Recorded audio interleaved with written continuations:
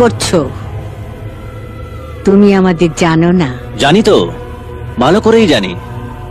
এও জানি আপনাদের অনেক শক্তি, রাজনৈতিক প্রভাব খাটিয়ে আপনারা অনেক কিছু করেন। আসলে উল্টো ধাক্কা কেউ কোনোদিন দেয়নি তো, তাই আপনারা পেয়ে বসেছেন। ইন্দ্রনাথের নামে সারা শহর কাঁপে। আর এখন সেই ইন্দ্রনাথকে আমি যদি 4 রাস্তার মোড়ে রাম প্যাদান প্যাদাই, তাহলে কি হবে একবার ভেবে দেখেছেন?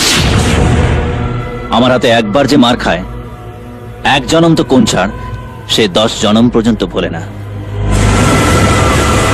সুমির রাস্তা থেকে আপনার ছেলেকে সরে যেতে বলুন।